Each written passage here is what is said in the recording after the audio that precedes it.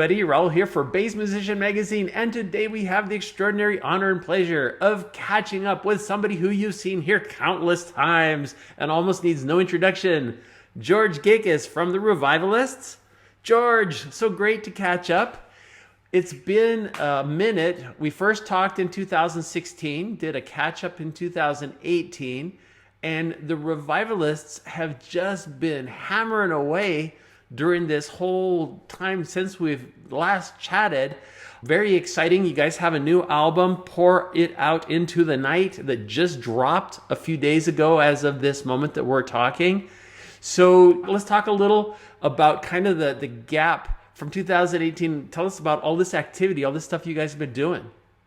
Well, first of all, I want to say thank you, Raul, for having me back. A lot's happened since I've seen you last, spoke to you. And coming off of 2018, that was the last we had recorded a record called Take Good Care. And we had finished the cycle for that. And we were about to finish up the last touring for that record. And next thing you know, the pandemic hit. So we were on, I think it was the first week of that tour, that February. We had done 2 or 3 shows. And we were in Minneapolis, Minnesota, and we said, "Hey, everybody, you're going on the plane. You're going home." Yeah. And so, from that point, there was that time, trying to think, early pandemic, where it was kind of like still fun a little bit. Those first couple weeks, where I was just like holed up in my room, just working on a lot of production stuff, like really diving into that and playing a ton of music and just having a good time. And then eventually my wife, who was pregnant, gave birth to our daughter, Penelope, and I went into full-blown caretaker role for the first year of her life. And that was also being balanced with, I'd say around, July, August, September, the band started meeting up to work on music again. So we had this 3, 4, 5 month stretch of not doing anything, which is the longest we had ever taken in our careers. And it definitely, having that time apart, definitely helped us grow as individuals and as a collective unit. Because when we came back, everybody was just excited to get to be in a room playing with each other. We were ready to do what we needed to do for this record on the opposite side of the pandemic. So, as things got slowly back to normal, we went back, started doing more shows and everything. And then last year we recorded this record in a studio called Guilford Sounds in Guilford, Vermont. And then we recorded it a little bit in May in New Orleans at a studio called Maroney Studios. And yeah, we had an absolute blast making it. And now it's officially out, and we are ready to hit the summer and do a bunch of touring for it. Yeah. Very nice. Well, in listening both to the album and as time has passed, this has an interesting collection of kind of motivational, a great variety of sounds ranging from almost like 50s punk to gospel-y kind of things. There is definitely some kind of solo guitar voice, but it is an evolution of your music, and I can hear the revivalist that I'm used to hearing, but I'm also hearing new notes and new themes and different things. Do you feel like the music's evolving, and are you evolving along as a bassist with it? Yeah, absolutely. Like, I'm in a really unique position in that we never really formulaically have set out to be like, we need to sound like this, we need to sound like this. And being fortunate enough to have a frontman with a very distinctive voice allows us to dip our toes into various ponds and waters and streams and stuff. And having said that, we never really think about it in terms of, we need like a 50s style doo-wop ballad here, or we need like a punk rock. If we're in the room together and we're playing it and it feels good, we have the transparency and the history with each other to be like, we want to do this. When everybody's feeling it, we can then move it on to, check to like, can we show this one to a producer? And sometimes they want to work on it, and sometimes they don't. That's just like the vulnerability of it all, is when you put yourself out there to try that. But for me, it's an evolution because we've changed as people. Yeah, as a player, when I was young and in my 20s, I was so concerned about trying to, I guess, impress people, or, try and catch people off guard with what I was doing, and try and like do necessarily more than serving the song. And, the older we get, we realize that is the most important thing to do. There's a time and a place for everything, and if the song calls for certain parts, you can, extend things and do more extended techniques and stuff. But usually the producer and the people will want you to do what's best for the song. But you also want it to be made known that you can handle whatever you want. So when they say to go for it on a couple takes, you get your shot. Yeah. And if you're lucky, that makes the record sometimes. So yeah. Very nice. And so basically in the process of the songwriting and stuff, you develop your own lines, they give you the PSU, is it all kind of coming together all simultaneously? So, we always have this idea where, like, if you can beat the demo, then you can come up with your parts. And I'd say 95% of this record, I think besides one song, there was one song where like there's a verse and a chorus that was already set, where, I even tried a million different things with the producer. And at one point my part was in it, and then next part is part from the demo, and it flip-flopped so many times while the music around me was changing, but like I was basically changing parts because, the orientations of the arrangement was changing here with the guitars and the chordal instruments, and then sometimes the rhythm was changing, and I was just kind of like plugging myself along. So after trying 5, 6, 7 variations of this, we scrapped and said we're going back to the original. So then I had to fly in. That was actually the hardest part of recording this entire record for me, was flying in and doing a part that was, you could tell was played by a guitar player who had just kind of thrown something together, but it fit. And if you were to like isolate it singularly on its own, it sounded insane, if that makes sense. Where I've noticed this now. I've done some bass isolation tracks, and specifically there's one by Ben Shepherd on Soundgarden's "Bird in My Hand." And if you listen to the bass by itself, it's super creative and it's outside the box. And then when you hear it in context, it just sounds perfect. So that's kind of what I had to do with that specific track. It's called How We Move.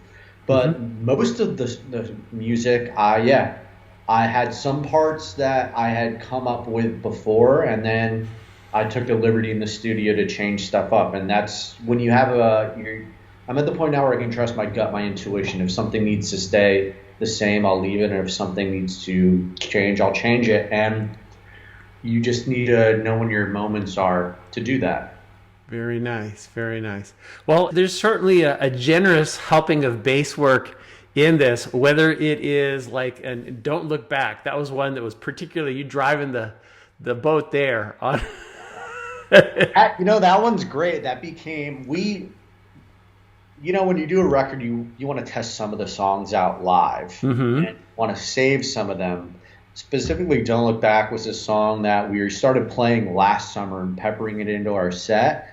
And I don't know if we even thought at that point that might make the record, but the crowd reaction from it was so positive that we told the producer, like, we need to do this one. So we literally did that track. That's 3 takes. At the end of the session in Vermont, we knocked it out in 20 minutes, and what you're hearing is either the first, second, or third take in full. I would say out of this entire record, all the bass parts are played through. Like I did, it's all one take. Nice. Whatever that take is, it wasn't really plugged together, just because that's the way it worked out in this session. Like we've done tracks before where I'm sitting in a chair next to a producer and we're just hammering away at something. That's fun too. But it also feels better to know that you can nail anything in one take.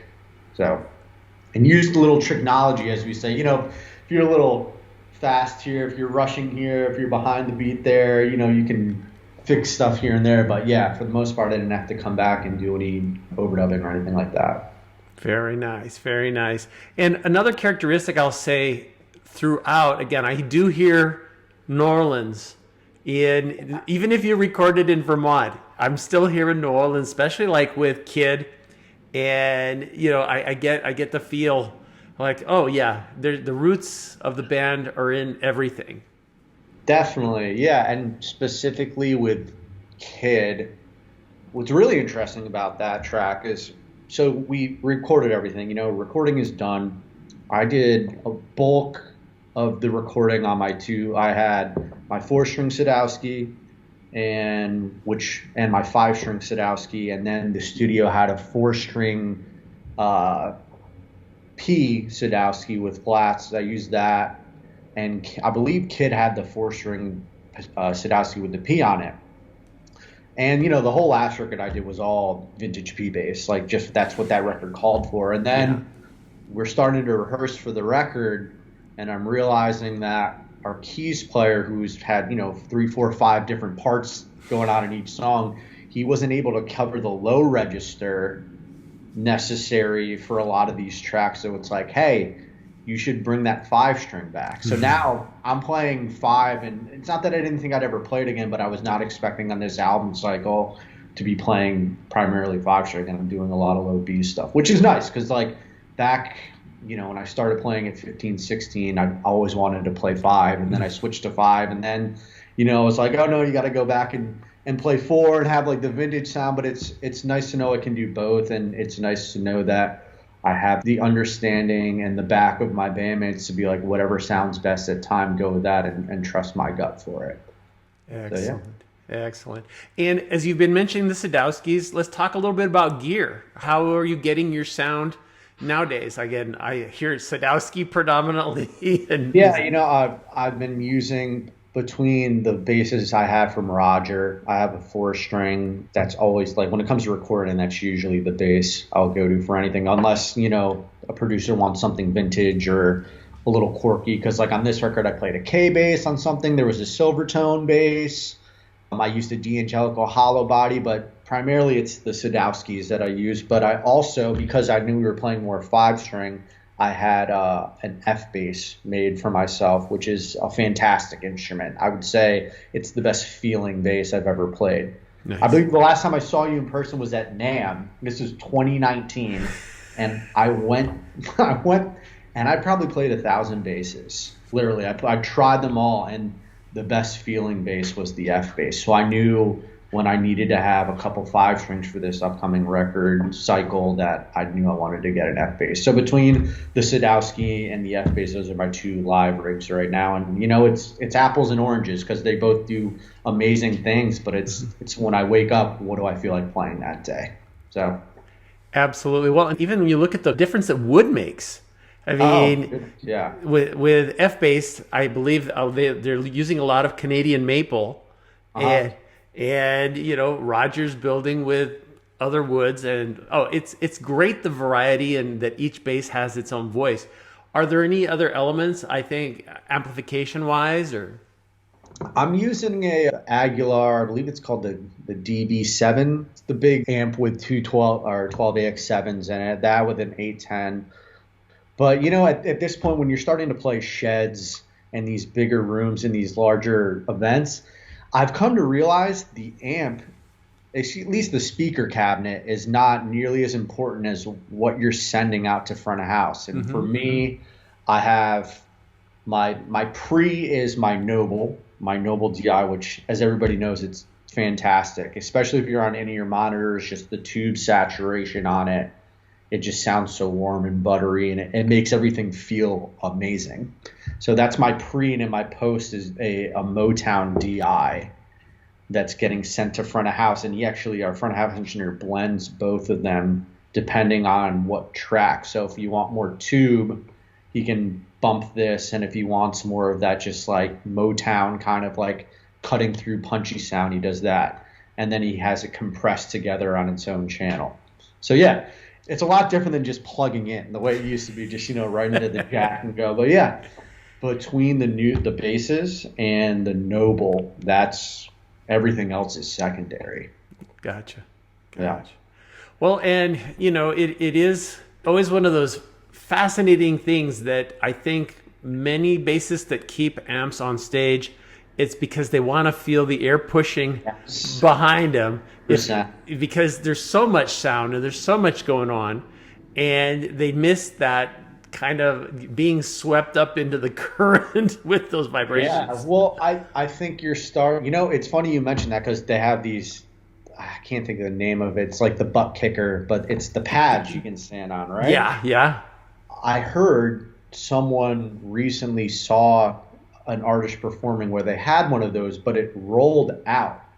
Oh, and wow. if we're at the point of the technology where it can roll out, I expect that to be seen a lot of places because I've actually thought about getting one before. The problem is it's a huge, heavy, bulky piece of equipment that needs its own road case and everything. Yes. Is it really worth this, or can I just kind of suck it up and deal with it? But everybody obviously wants to feel that. And yeah, I've tried to explain to a lot of people when you go to ears, it's almost more important to feel yourself than to be able to hear. And every room is different. There's so many different variables that go into making a live sound feel comfortable for you to get on stage, and whether it's ambience coming in and out or wanting to be in that like in the box feel. But I do think that you're going to see more and more people start utilizing something that reverberates, especially if it's going to be able to roll up. Absolutely. So if you're out there, I would love to try whatever company has it. I would love to try that. I tried the bass beat before. Is that what it's called? The backbeat? Yeah, it works good in theory, but it only has your strap vibrating. I thought it would make my whole body vibrate, but it is better than nothing. It definitely helps. Gotcha. Well, I will definitely keep my eyes out. And technology, I mean, the portability, and I know what you're talking about. I think I had one at one of the NAMM shows. But you look at it and you go, oh my gosh, this is a two-person. 70 pounds, yeah. Yeah, it's not compact. So those are all issues that needed to change. So as you mentioned touring, I know there's a lot of touring coming on. You guys are getting ready to head out on the road, and it looks like it's almost a year-long process. So yes, that's very exciting, and a variety of venues. I looked, we are used to be in the Pacific Northwest. We've relocated to Las Vegas. I'll see you guys are coming to Vegas in September. Wow. But you're playing the Edgefield out in good old Troutdale out of Portland. So a nice, lovely open air kind of venue. So again, managing sound is so distinctive. It has its challenges each place that you step up. Of course. It's funny you mentioned that because on this last tour, we were playing in DC at a room called the Anthem, and it's this beautiful 5,000 capacity indoor amphitheater right on the wharf in DC. And I had my in-ears out, and I'm with my wireless, and I went to front of house, which is, I'm not exaggerating, I'm saying like probably 50 yards from the stage. Yeah. And and this was when nobody else was playing, and I was just playing and getting to hear my bass, how it sounded, and realizing when it's reverberating and the sonic qualities of it through these massive PA speakers, how it affected my playing and what I needed to do and not need to do. What I realized is that holding of notes longer than I would think, dropping out more in certain parts, and maybe pulsating and driving a little differently than I would think to do on stage with my in-ears. And that's one thing that I learned by doing that is going to translate better on these bigger stages. Because, the way you would play and approach something in like a small jazz club sonically is incredibly different. But unless you're out there and you can hear how you sound, you wouldn't know to do it. So, it's going to be a little bit of a challenge. But, I'm excited to play a bunch of outdoor sheds. And it's the summer. You want to be outside doing this kind of stuff. Absolutely. Well, and the fact that you have one sound when the venue is empty, But then when you add human bodies in there, they absorb like baffling. And so it can change. You could have a great level when the place was empty and be falling short when it's full. So it's a real challenge. Yeah, well, I think from the player perspective, you just need to make sure that you send a really clean, great signal, and you need to trust the front of house guy. But it's a relationship with who's ever in that perspective running sound for you. You need to find a tone that you both really like, and you could hear the game tape after, and it might sound good there, but you need to really trust that person, and they want it to sound good too. You know? Yeah. Absolutely. Cut through, have a clean signal, and be able to do your job properly. Nice. Well, and I'm sure people, if they want to know where you're going to be, because you're going to be in a town near them at some point, no matter where people are in the country. All over North America. If you want to go to revivalist.com or go to any of our socials, you can see our tour dates. But we'll be playing a lot of great places all summer. Absolutely. And one more thing I did want to mention: you guys have taken on a philanthropic, hard to say word, cause, Rev Causes. Tell us a little bit about this. Yeah, so Rev Causes is the nonprofit that we created where every year we pick a group of various charitable endeavors in order to support, and $1 from every show proceeds go to support these various funds. And we like to share the wealth, so to speak. So every year we switch it up, but we like to do things that kind of revolve around the same causes and do stuff on the local and national level, so we don't feel like it's just going to the same place all the time. But yeah, we'll definitely be releasing some stuff related to that during the summer as well. Very cool. Very cool. Well, as always, if people want to stay on top of things, therevivalist.com. It's The Revivalists on Instagram, Facebook, Twitter, all of the social media. Easy to find. And make sure people check out. Based on Instagram. So and I'll be posting more stuff as the summer comes out for sure. That's exciting. And of course, people need to find Pour It Out Into the Night. Yeah. Give it a listen. Yeah, we're really excited about it. We're ready to start playing all these songs live. Nice. Well, George, it's so great to catch up with you. Folks, you've seen him here, George Gekas on Bass Musician Magazine. Thank you, Raul.